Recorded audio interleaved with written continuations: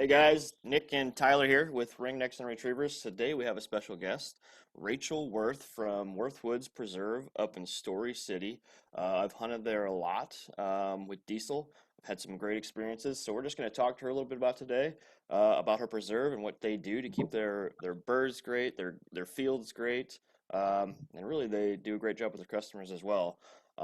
So we'll just kick it off and get right into the first question with Rachel here. Rachel, how did you guys start getting into the preserve, and how did that actually become an idea? Because I know your dad worked for the city of Story City and didn't really do that at first. So, how did that come about? Yeah, so thanks for having me on, Yeah, and I appreciate you guys coming out to visit us. We kind of got into the preserve because we've always been into land conservation and creating habitats to preserve the breed or I guess, the birds and stuff like that. And so that's where the idea kind of came about.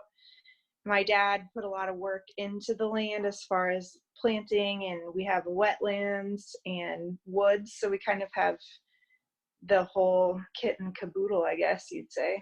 yeah. Tyler and I, we've hunted out there a Yeah. couple years ago, and we did God, I think we bought 120 birds. We had a bunch of guys. Yeah, it was a lot. Um, and what a time. I think we ended up getting like 80 of those birds. So that was pretty good numbers. It was good, and they flew well. Dogs Yeah. worked hard. So it was really, really Did uh, Rachel, did you guys work with like Pheasants Forever to determine like where to plant certain CRP land, or do you know how your dad kind of did that?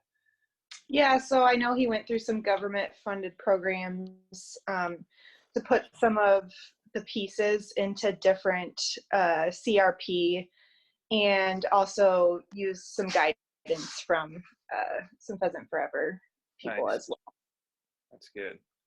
so with that being said, uh, you guys have quite a few dogs now, and unfortunately, I know last year one of your dogs came down with I know you don't know exactly what, but you had to put that dog down, which is unfortunate. Sorry to hear that. What what kind of dogs do you guys run out there, and why do you choose those dogs? Yeah, so currently we run our dog that we had to put down was an English pointer, and we have one other English pointer.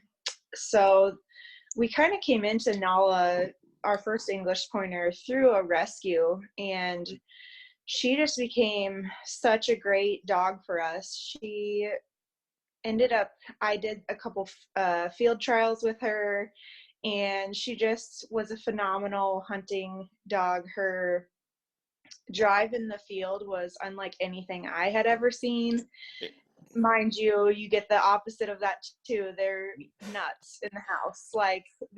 She was our first dog as an adult. I never had really pets growing up. My dad had coon dogs and actually um, would judge coon hunts over in Boone when he was younger. So we kind of grew up with coon dogs, but they were never pets. And so Nala was our first actual pet slash hunting dog, and she was wild and stubborn. She was fun. She taught me, I would say, a lot about training dogs and the patience that comes with that. So I actually got to that hunt over really, Nala a few times. yeah. And when I was out there one time, your dad needed me to help him guide, so I actually took Nala with me and Diesel, and we guided for some boys in Louisiana. And Tyler, you've got to hunt over Nala too. Yep, I did last year when we came out. Did we come out opening day to do We a hunt? did, Is that what it yeah, we was? did. We did Yeah. opening day hunt. And yeah, it got a little warm in the afternoon, so your dad brought out Nala, and yeah, she did really well.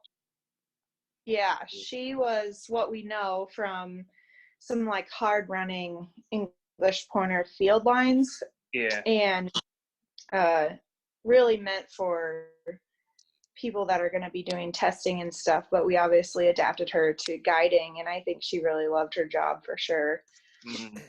Yeah, those dogs you definitely got to have a job when they come from that line. Otherwise, they'll probably tear up your house more than if they didn't. Yeah, everyone, they are great dogs. Everyone would ask me how we were able to like have them as pets because they are just so wild, and like he was just good training and exercise. I mean, they don't want to be bad, they want to behave for you, so as long as they're getting adequate exercise, that's Yep. just They key. they just want to work. Yeah, Mhm. that's they do. And you also have another dog, Petrie, and then the other one is Marvin. Is that right? Alvin, so yeah, Alvin. so, Alvin. so Alvin we the have kid. yep, exactly. So yeah, currently we have 3 dogs who are hunting or are in hunting. So I have my 2 dogs, Briar, and she's also an English Yep. pointer, so I Yep. guided her.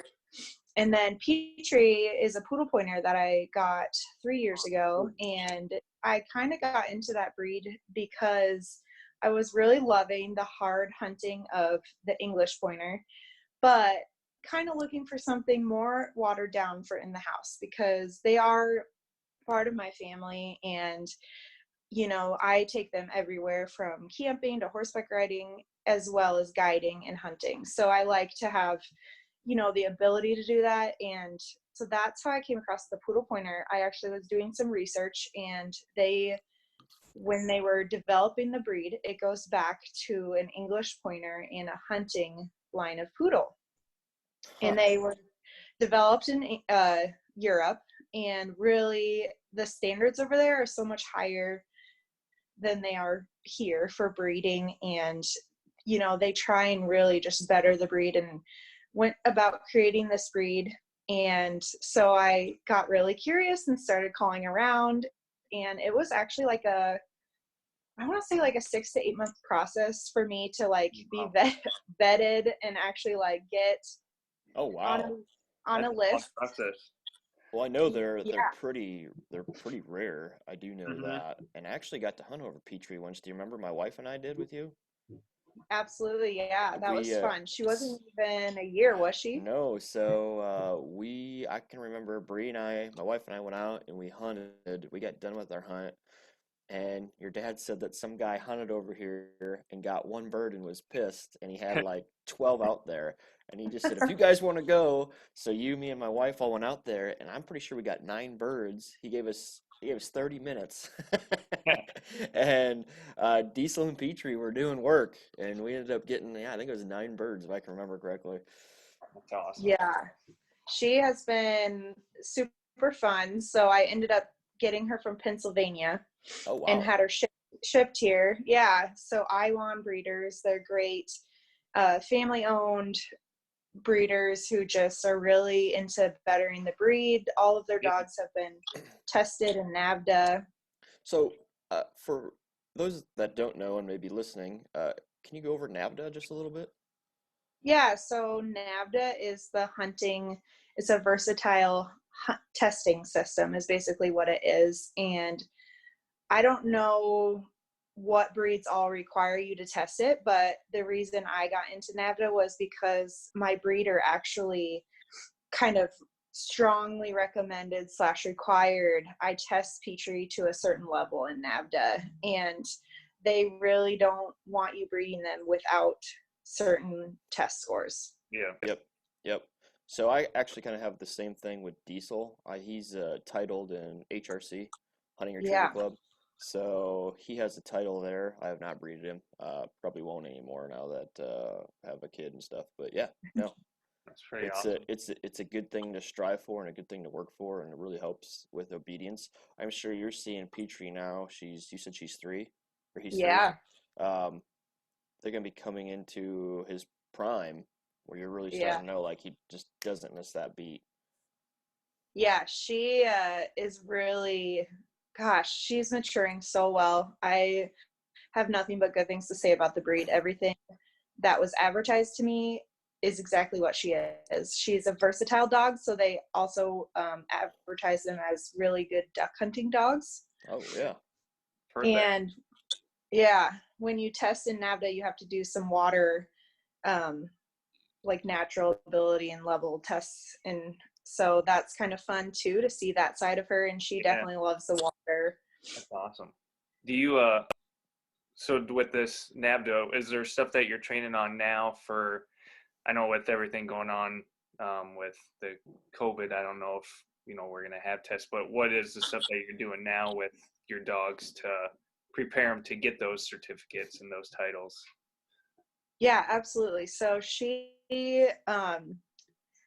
I kind of fell behind the curve a little bit on force fetching her. So I have been really hammering the force fetching probably for the past couple months. And I'm not gonna lie, it's been challenging for me as a trainer. Oh I've man, never had to force fetch a Yep. dog because my dogs have just been natural retrievers and wanted to do that for me. So this is my first dog that I've fully force fetched on my own, and Scary, kind of, she, isn't it?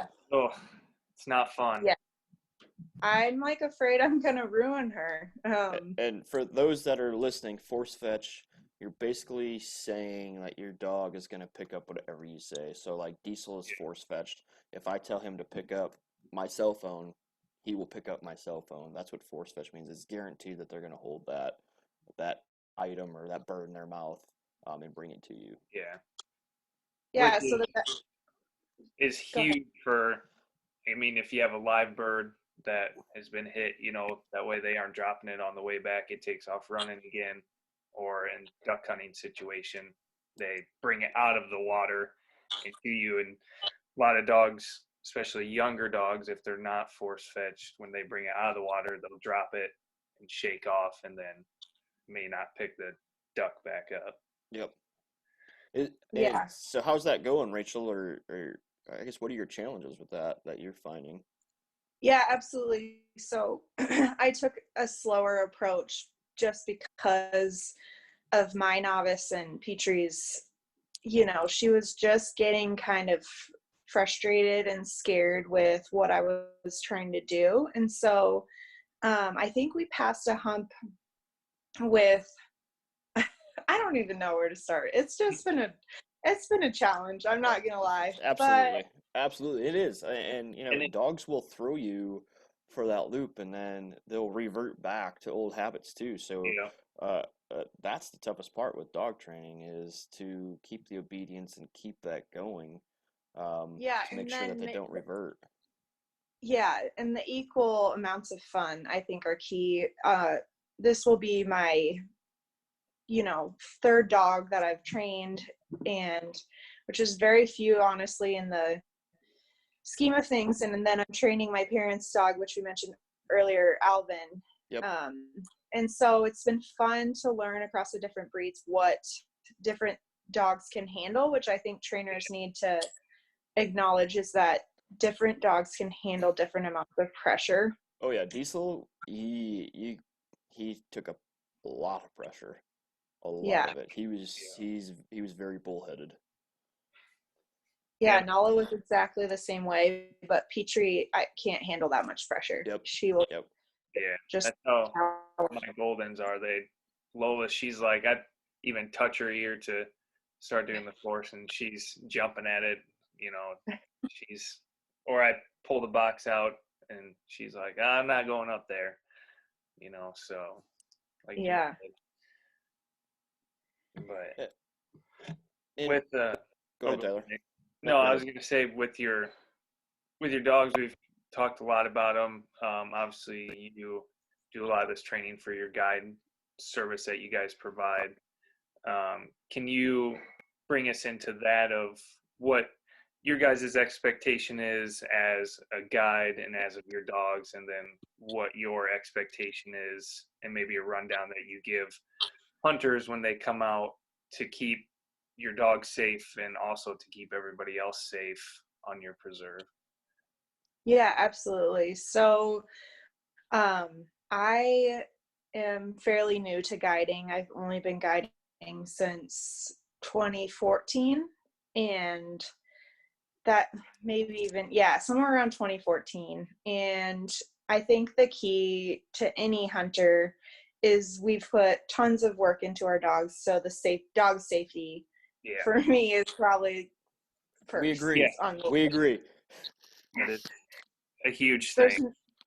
there's no amount of money that can replace what you've invested in them. And so that's just something I try and push right away. And then obviously, just people's safety as well, knowing where your other hunters are. I really try and push that everyone kind of stay in a line and even with each other, which I think is just a safe practice for anyone hunting, not even people that are guiding. Yeah. Yep. And I try and walk down the middle of the group. So my dogs are trained to work 45-degree angles across the span of the group. And with me in the middle, I can kind of control if they veer out a little bit, because with preserve hunting, we've planted a lot of birds, so they may smell other birds in another section and try and move over there. So key for me is just the obedience from the dog that we're working this section now, and we'll get over there next, but you need to stay over here and work in front of the clients. Yep. And when did you really start your preserve? Was it 2014? 13. 2013. 13, because I know my wife and I moved to Des Moines, was it 2016? I think. And that's when I found you guys. Yeah. Yeah. And, I've got to hunt with you guys, and yeah, the dogs are great. So if anybody's looking to get out there and get a good hunt in and kind of understand what bird hunting is about, if you haven't done it, go out there and give it a try. I mean, I know Rachel and Jeff are going to take care of you guys. They're going to put you in the right positions. They're going to make sure you're successful, and that's what it's all about, really. Yeah. You brought up something. Go ahead, Nick. No, I was just going to say on your guys' preserve, how many? You started in 2014. You said, do you know how many birds you guys are potentially or releasing each year, or? Yeah, so to be a licensed hunting preserve, you have to legally release 500 birds a year. Okay. And we're well over that. I don't think we've ever had any issues with that. I mean, I'm pretty sure I had 500 birds released myself there a few years. Yeah. And do you guys do you do minimum limits that people have to purchase when they come out to hunt, and is there probably not a maximum, obviously, but what's your guys' a mixed bag you can do, right? You have quail as well. Yep. So we primarily raise pheasants and quail. In the past, we've dabbled with chukar, and I think as we mature as a preserve, we may go back to some of that. It's just when we offer birds, we want them to be the best quality possible. So if you're new to raising birds, which I would say we still fairly are, because we've only been raising birds for 7 years ish, around there, you just really want to make sure what you're raising is quality. And I think pheasants and quail, we kind of have it nailed as far as that goes, and we're learning. Yeah, I mean, the birds have flown great at your preserve from day one since I've been there. And they're good looking birds. Yeah. And Tyler and I have been to several preserves together, and still to this day they're my favorite flying bird, I would say, out of all the preserves I've been to. Well, thanks. We definitely appreciate that. We have definitely done some homework. My dad has a mentor who gives him advice on birds and how many you can have, space capacity wise in an area. We've worked to really improve them by building flight pens. One of my personal friends is a poultry nutritionist, so she's given us some guidance as far as feeding and proper levels of protein and how to get the best, strongest flying birds. So she's really helped us. I would say a lot of people don't have that benefit. No, I've never even heard of a poultry nutritionist. I haven't either. That's pretty cool. That's she probably went to Iowa State, huh? Yeah, she did. Not surprised. They got all that stuff up there. That's awesome, though. That's a good hookup to have. It is for sure. She's definitely guided us. So one year our quail got a little fat, and we didn't even know that could be an issue, but they got a little sedentary and weren't flying as well. And So he talked to his mentor and I talked to my friend and I was like, hey, this is what's happening. She's like, your birds are too fat. You need to put them on a diet. So It's I think crazy. a lot of people don't think about, the back end of things and all the work and homework that we do to try and create the best experience possible. Yeah, Uh, that's really cool. it is really cool. So, and you guys, so I know in years past you were purchasing birds, and then actually when we were just chatting before hopping on here, you said that you guys are going to hatch your own birds this year. So tell me about that experience. Yeah, so my dad has always kind of dabbled in that, not necessarily in pheasants, but chickens and whatnot. But this year with the coronavirus, we got stuck with a bunch of hens at the end of the season, which we normally would have sold to other preserves or, we have a couple buyers that are usually willing to pick up what we have left over. So this year we're actually hatching our own pheasants and quail, which is an adventure in itself, I guess. Yeah, you said 150 eggs a day? Yeah, that's about what we're getting. Insane. So it kind of takes an army because you have to make sure I can't attest to like all the little details of this because that's more my dad's field, but even a half of degree or a couple degrees off in your incubators can kill a whole batch of eggs. Oh, Wow, wow. Yeah, pretty and precise on what so you guys do. yeah, you need to be kind of precise and get your temperature right. And then, yeah, we have little trays. You have to set them all in. I'm sure you guys have seen pictures or whatever. But yeah, so we're going to give that a whirl. And we have hatched some of our own in the past, but primarily we will buy chicks or buy eggs and incubate when we've done them in the past. So we haven't done the whole Do you know how rundown of many it. birds you project to have out of this? I would just be taking a random guess, but if I would say at least a few thousand. Oh, wow. How many do you usually bring in if you were to buy them? What do you guys project Yeah, each year? I think my dad I think we usually have around 3,000, Dang. but again, that's his field, not mine. So Yeah, we usually, we have a few connections out of state that we've been selling to. And yeah, so we've actually been providing some birds to other preserves and stuff like that. pretty neat. Do Yeah. you Yeah. when do you expect your first birds in the incubator? Do you know when they're gonna start hatching potentially, or have any of them hatched yet? None of them have hatched yet. So I don't know actually how long it takes to incubate an egg. I would say, I don't know, Memorial Day probably. Nice. Because they have to be old enough in the fall for hunting. Yep. So Yeah. Yep. Yeah, that's pretty cool. That'll be a nice experience. It'll be kind of cool too. You guys will be able to release your own birds that you guys have raised, and so that'll be a pretty neat experience. yeah. Um,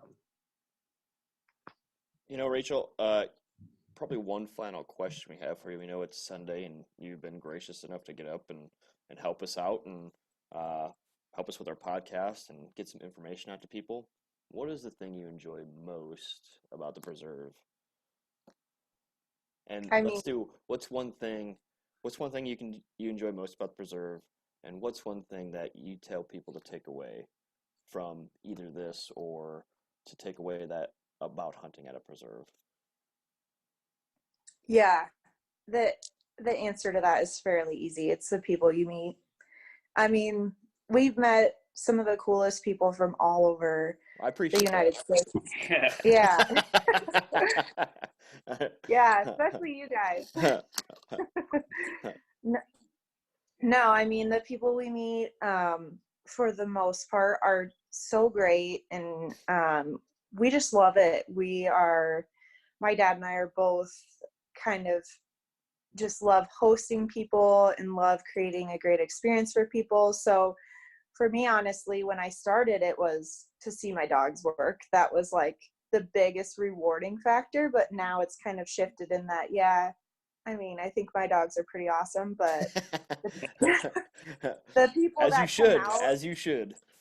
yeah, I mean, the people that come out and then they just have a great time. It's the first birds shot, the smiling at the end, the, you know, camaraderie of even cleaning the birds at the end. We just love it all. We love meeting everyone and having everyone out.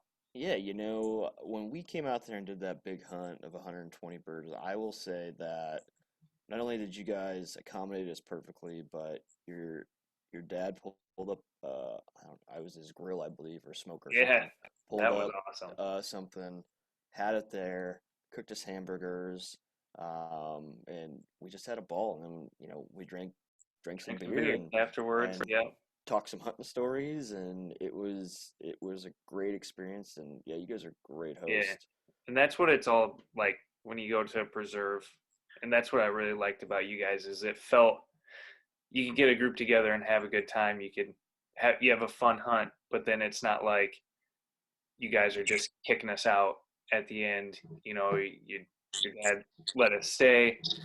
Like I said, we had lunch, we had a couple beers, talked to him. We all got to hang out, and you made it like a memorable experience, which I think is huge for you guys, and I'm very thankful for that when we come out there. Yeah, he would love that, you guys. You know, that's his goal. And our goal, I think, you know, we aren't striving to be a huge, like some of these other preserves around the area. That's not our goal. Our goal, we're family owned. We put Yeah, out our own birds. We raise our own birds. You know, we train our own guide dogs. We're just trying to provide an authentic experience and make Yeah, sure everyone has fun and is as happy. That's and like the I goal. And I so, think that's what I love most about it is you guys are all intertwined, and you know that it's a family, and the experience is great, and you know that you care. I mean, I've been to some places where you come back and it's like, oh, how many did you get? And that's all they ask you, and they don't yeah, really care. Like, I've had it where I come there, and if I haven't got into birds, your dad will say, well, you better go over here and check this side of the field, or go here, maybe you just didn't go to where I planted them. So to have those types of interactions and actually know that you care, that my experience is great, and everybody else that's coming is great, it's second to none, honestly. yeah. So And Rachel, with that, we'll let you get off. But hey guys, go out to Wirth Woods Preserve, Story City, Iowa. Great things there. Rachel will guide for you if you don't have a guide dog, and sometimes they ask me to guide if Rachel can't do it. So who knows what could happen. But thank you very much, Rachel, and you have a fantastic weekend. And hopefully next time, maybe we can pull your dad on, and maybe we'll do like a hunter's happy hour because I know he likes to drink some beer. absolutely, he would love that. So, thanks for having me, All right. guys. Thanks, Rachel. Appreciate it. yeah, we'll talk to you later. Bye. Bye.